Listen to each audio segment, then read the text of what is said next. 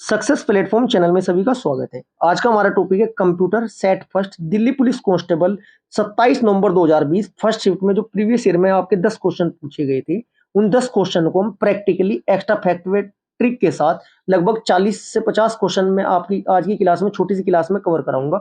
यदि आप 10 में से 10 नंबर कंप्यूटर में लाना चाहते हैं तो कंप्यूटर के क्वेश्चन के आंसर रटने नहीं है, प्रैक्टिकली माइंड में सेट करते हुए चलना है कि कहां से कौन सा ऑप्शन ऑपरेट होता है, कौन सा फंक्शन कहां से आता है। क्लास स्टार्ट करते हैं। क्वेश्चन नंबर फर्स्ट, जो आज की आपकी क्लास है कंप्यूटर की क्लास पर डे 9 AM पर आपकी अपलोड कर दी जाएगी और जो करंट अफेयर की क्लास है वो पर डे सुबह 7 बजे अपलोड कर दी जाएगी। आप पर डे 9 बजे कंप्लीट क्लास देख लेना। ये मैं आपको लगभग 38 जो सेट दिल्ली पुलिस के लास्ट ईयर में हुए थे पेपर मैं आपको सोल्व कराऊंगा। इससे अलग हेड कांस्टेबल के लगभग 28 से 32 पेपर जो आपके हुए थे उन सबके प्रीवियस ईयर क्वेश्चन में ऐसे ही आपको एक्स्ट्रा फैक्ट व ट्रिक के साथ प्रैक्टिकली समझाऊंगा। क्लास स्टार्ट करते हैं। Question number first, MS Excel workbook 2007 में डिफॉल्ट रूप से कितनी वर्कशीट होती है? वर्कशीट कहां पे शो करता है? ये लास्ट में देखो, सबसे निचली side shift first, shift second, shift third. Total कितनी सीट दिखा रहे हैं? 3। इसका आपका राइट आंसर हो जाएगा 3 हो जाएगा, जो कि ऑप्शन नंबर 4 पर है। आपको एग्जाम में ऑप्शन नंबर 4 क्लिक करने हैं, न कि ऑप्शन नंबर 3, क्योंकि ऑप्शन आपके ये हैं, इसके अकॉर्डिंग आंसर देना है। क्योंकि TCS ने एग्जाम पैटर्न अब बदल दिया है, ऑप्शन में भी खिलवाड़ करता है बच्चों के साथ। जिसे इसकी नॉलेज होती है उसका क्वेश्चन ठीक हो जाता है, जिसे नहीं पता होता है उसका क्वेश्चन आपका गलत हो जाता है, आप ऑब्जेक्शन भी नहीं कर सकते। अब दूसरा क्वेश्चन क्या बनता है, जैसे कि टोटल कितनी होती है, इसमें 3 होती है। अब हम मैक्सिमम की बात करते हैं। एग्जाम में डायरेक्ट क्वेश्चन पूछा जा सकता है मैक्सिमम कितनी होती है। मैक्सिमम आपकी होती है 255। एग्जाम में क्वेश्चन ये भी पूछा जा सकता है कि जो सेल होता है, जो डब्बा सा है चौकोर, इसे बोलते हैं सेल। ये सेल जो होता है किसका कॉम्बिनेशन होता है? रो और कॉलम, पंक्तियों और स्तंभ का ये आपका कॉम्बिनेशन होता है। Next question, question number 2, MS word 2007 में 36 पॉइंट का फॉन्ट साइज कितने इंच के बराबर होता है? आपसे फॉन्ट साइज से क्वेश्चन एग्जाम में बार बार पूछे जाते हैं, यहीं से क्वेश्चन 3-4 बनते हैं। सबसे पहला क्वेश्चन पूछा जाता है कि जो फॉन्ट साइज होता है उसका डिफॉल्ट साइज कितना होता है। डायरेक्ट क्वेश्चन बनेगा, बार बार एग्जाम में बनता है डिफॉल्ट साइज, कि जैसे हम MS वर्ड खोलते हैं तो जो उसमें सेव हुआ होता है जो साइज, वो कितना होता है। मैक्सिमम साइज कितना होता है। इन दोनों क्वेश्चनों के आंसर आप कमेंट बॉक्स में दे। अब क्वेश्चन की बात करते हैं। MS वर्ड 2007 में 36 पॉइंट का फॉन्ट साइज कितने इंच के बराबर होता है? 0 से लेकर 72 तक ये जो टोटल आपका फॉन्ट साइज होता है ये कितने इंच के बराबर होता है? पूरा ये पूरा 1 इंच के बराबर होता है। अब बात की है 36 की, जब पूरा 1 इंच का होगा, 36 से 72 का आधा होता है, तो उसका मतलब क्या हो जाएगा? 36 से आया हाफ में, इसका मतलब आधा इंच होगा। राइट आंसर हो जाएगा आपका 0.5 इंच। यदि क्वेश्चन में 36 की जगह डायरेक्ट ये पूछ लेता 18 पॉइंट का फॉन्ट साइज कितने का होता है? 18 होता है 72 का 1/4, और 1 इंच का 1/4 कितना होता है? तब आपका 4 आंसर हो जाता, 0.25 हो जाता। ठीक है, अब इसके अकॉर्डिंग आप किसी भी फॉन्ट साइज का इंच में बता सकते हो। इसे एक बार अच्छी तरीके से इसकी प्रैक्टिस कर लेना। Next question, question number 3, MS word 2007 में निम्नलिखित में से कौन सा मेन्यू बार एक विकल्प नहीं है? अब सबसे पहले आपको पता होना चाहिए जी, MS वर्ड 2007 में मेन्यू बार कहाँ होता है। डायरेक्ट ये भी पूछा जा सकता है मेन्यू बार कहाँ पर होता है? टाइटल बार के ठीक बाएं, टाइटल बार के ठीक दाएं, टाइटल बार के ऊपर, टाइटल बार के नीचे। जो आपका मेन्यू बार होता है ये टाइटल बार के ठीक नीचे होता है। ये आपका ऊपर वाली जो ये लाइन है इसे क्या बोलते हैं? टाइटल बार बोलते हैं। इसके ठीक नीचे होता है। अब सबसे पहले पता होना चाहिए जो आपका मेन्यू है, देखो इसमें मेन्यू बार फाइल शब्द से तो स्टार्ट होता है। फाइल के बाद देखो क्या होता है इसमें, फाइल के बाद आपका view, edit, view, insert, format, tools, table, window.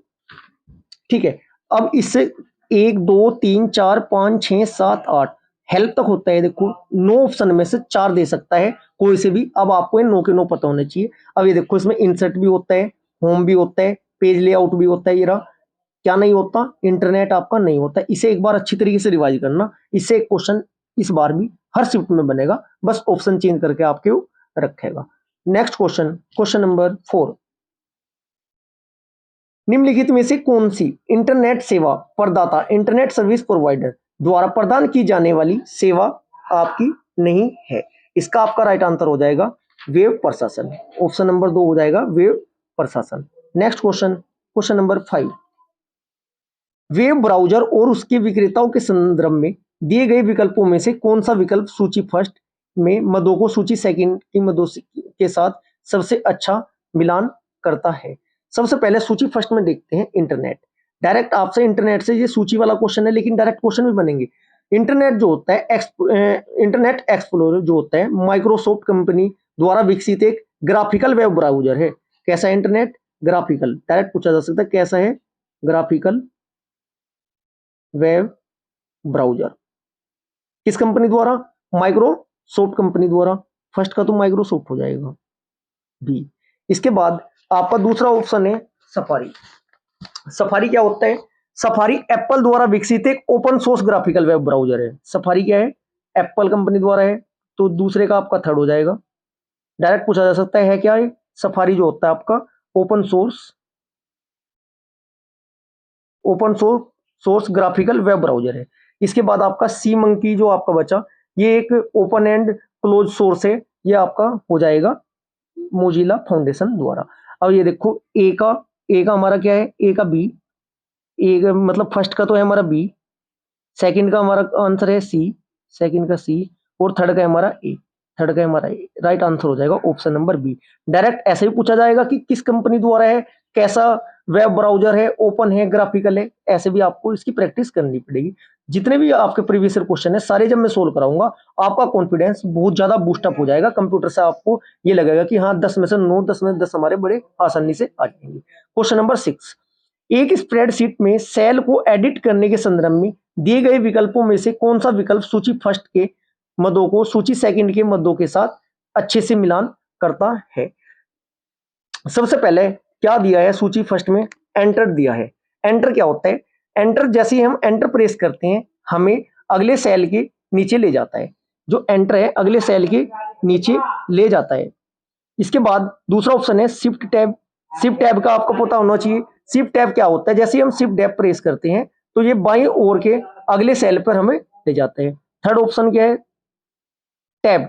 जैसे टैब हम प्रेस करते हैं, टैब प्रेस करते ही हमें अगले सेल के दाईं ओर ले जाते हैं। इसके बाद ऑप्शन नंबर 4 पे क्या है? एरो की। एरो की क्या होता है? हमें तीर की दिशा में ले जाता है। अब ऑप्शन के अकॉर्डिंग जो आपके ऑप्शन बन रहे थे, ऑप्शन के अकॉर्डिंग हम इसके मिलान करते हैं। ऑप्शन के अकॉर्डिंग जैसे ही हम मिलान करेंगे तो जो पहले का है, पहले का आपका क्या हो जाएगा? एंटर करती आपको अगले नीचे अगले सेल में ले जाते हैं। पहले का बी हो जाएगा। पहले का बी कौन से पर है? पहले का बी आपका ऑप्शन नंबर ए में है और ऑप्शन नंबर थर्ड में है। इसके बाद आपका जो कि शिफ्ट प्लस टैब है, शिफ्ट प्लस टैब का वर्क क्या है हमारा? हमें बाईं ओर अगले सेल में ले जाते हैं। बाईं ओर अगले सेल में, बाईं ओर अगले सेल में आपको अगले सेल में जाता है। इसका मतलब क्या हुआ आपका? दूसरे का तो आपका हुआ, दूसरे का आपका हुआ डी। नेक्स्ट वैन से स्टार्टिंग से ले लूं। पहले का तो हमारा हुआ बी, दूसरे का हमारा क्या हुआ? डी, दूसरे का डी, पहले का बी, दूसरे का डी, तीसरे का हमारा ए हो जाएगा और चौथे का हमारा सी हो जाएगा। ये ऐसे क्रॉस करके अच्छी तरीके से समझ के ये आप टिक लगाओगे, क्वेश्चन गलत हो जाएगा ए बी सी डी में। आपका अच्छे से प्रैक्टिस करनी पड़ेगी आपको। अब आपको ये भी पता होना चाहिए जो शिफ्ट की होती है वो कहां पर होती है? शिफ्ट ये रही देखो। टैब की जो होती है आपकी कीबोर्ड में कहां होती है? ये रही। कैप्स लॉक क्या होता है? कैप्स लॉक ये रहा जो कि कैपिटल में करते हैं। बैक स्पेस कहां पर होता है? बैक स्पेस ये थोड़ा सा बड़ा सा बटन होता है। एंटर रिटर्न कहां पर होता है? ये होता है। एरो की कहां है आपकी? ये रही। लेफ्ट राइट टॉप डाउन होता है। स्पेस बार कहां होता है आपका? स्पेस बार ये सबसे बड़े वाला होता है। कीबोर्ड को अच्छे से प्रैक्टिस करना, कीबोर्ड जिसके पास है उसकी प्रैक्टिस करना। डायरेक्ट फंक्शन की के बारे में पूछा जाता है, कीबोर्ड में कितनी की होती है डायरेक्ट पूछा जाता है। जितने भी पेपर में आप नेक्स्ट क्वेश्चन बनते जाएंगे मैं आपको सारी ही प्रैक्टिकली सोल्व कराता हुआ चलूंगा। Next question, question number 7, MS word 2007 में किसी टेबल में निम्नलिखित में से कौन सा सेल अलाइनमेंट सेल को संरेखीय करने की एक विकल्प नहीं है? अच्छा क्वेश्चन है। इसका आपका राइट आंसर हो जाएगा 7वें का align across, option number A हो जाएगा। अब आपको पता होना चाहिए, देखो ये टोटल, ये इसमें टोटल 9 की होती है। कितनी होती है? 9। कौन कौन सी? 1 2 3 4 5 6 7 8 9। ये क्वेश्चन नंबर 8। क्वेश्चन नंबर 8 क्या पूछ रहे हैं? निम्नलिखित में से कौन सा MS एक्सेल 2007 का टेस्ट फंक्शन नहीं है? अब सबसे पहले आपको जैसे टेस्ट पे क्लिक करोगे ये आपके सामने चार्ट ओपन होकर आ जाएगा। इसमें कौन कौन से फंक्शन होते हैं, जो इंपोर्टेंट फंक्शन होते हैं वो मैं आपको अभी साथ के साथ बताऊंगा, इन पे टिक लगा दूंगा। इसका वर्क क्या होता है? MS एक्सेल में ना जो टेस्ट फंक्शन हो हमें ना कोड के साथ फॉर्मेटिंग लागू करने का ना किसी भी संख्या को प्रकट करने के तरीकों को बदल देता है। जो उन सभी आप जिस पे भी क्लिक करोगे वही अप्लाई हो जाएगा आपका। इसमें जो इंपॉर्टेंट होते हैं, सबसे पहले एग्जाम में बार बार आता है क्वेश्चन फाइंड का। इसके बाद आपका फाइंड के बाद आपका लेफ्ट, फाइंड के बाद आपका लेफ्ट, लेफ्ट के बाद आपका राइट, राइट कहाँ पे, राइट ये रहा। इसके बाद आपका मिड के बाद आपका trim, search, substitute, dollar, code, substitute, ठीक है जी, लोअर, LEN और REPT तो बार बार पूछा जाता है, इसकी तो फुल फॉर्म भी पूछी जाती है REPT की। अब इन फंक्शन के बारे में आपको पता होना चाहिए, ये चार्ट एक बार अच्छे से पढ़ लेना, और जैसे ही इसके नेक्स्ट पेपर में या कहीं से भी क्वेश्चन आएंगे, धीरे धीरे जब इसकी क्वेश्चन की प्रैक्टिस करोगे आपके माइंड में सेट होते जाएंगे। इस 8वें क्वेश्चन का राइट आंसर है, राइट भी होता है, मिड भी होता है, लेफ्ट भी होता है, थर्ड वाला आपका राइट आंसर हो जाएगा, ये फंक्शन आपका नहीं है combine. Next question number 9। MS word 2007 में टेबल प्रॉपर्टी के बॉर्डर और शेडिंग विकल्प का उपयोग निम्नलिखित में से किसे अप्लाई करने के लिए किया जाता है। अब आपको ये भी पता होना चाहिए, टेबल प्रॉपर्टी के बॉर्डर और शेडिंग विकल्प का इस्तेमाल ना टेबल की ना बॉर्डर लाइन और लाइन कलर और लाइन की चौड़ाई को बदलने के लिए किया जाता है। किसे क्या क्या बदलने के लिए किया जाता है? बॉर्डर स्टाइल, यदि हम बॉर्डर का स्टाइल चेंज करना चाहते हैं तब प्रयोग करते हैं। लाइन का कलर बदलने के लिए भी करते हैं, लाइन कलर, और लाइन की चौड़ाई, ये भी पूछा जा सकता है। 3 ऑप्शन दे देगा, एक इनमें से नहीं होगा। ये पूछ सकता है कि प्रॉपर्टी का प्रयोग हम इनमें से किसके लिए नहीं करते, चौड़ाई बदलने के लिए किया जाता है, ठीक है। इसका आपका राइट आंसर हो जाएगा ऑप्शन नंबर 9 का, क्वेश्चन नंबर 9 का 3 आपका हो जाएगा बॉर्डर स्टाइल, लाइन कलर और लाइन चौड़ाई। Next question number 10।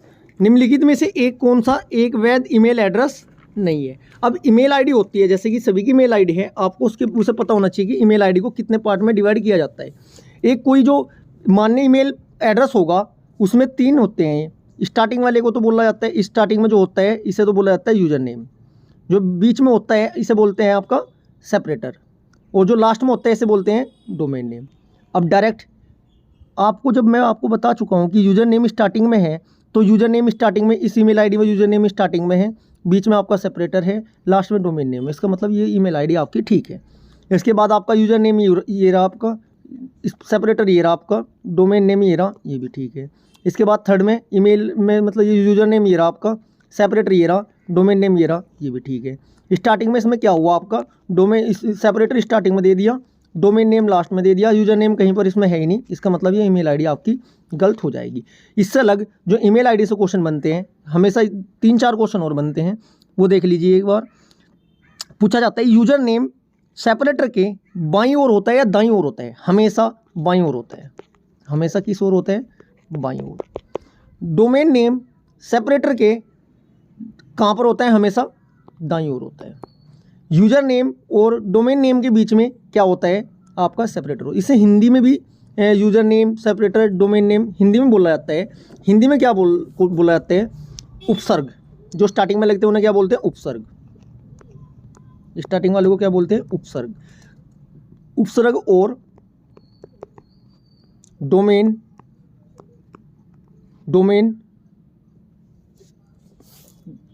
उपसर्ग बोला जाता है यूजर नेम को, डोमेन नेम बोला जाता है ये रहा। अब उपसर्ग जो प्रतीक है आपका, उपसर्ग जो होता है हमेशा प्रतीक बाईं ओर दिखाई देता है, और डोमेन नेम प्रतीक के दाईं ओर दिखाई देता है, इसे प्रतीक भी बोलते हैं। उपसर्ग प्रतीक के बाईं ओर ये रहा, और आपका डोमेन नेम प्रतीक के दाईं ओर।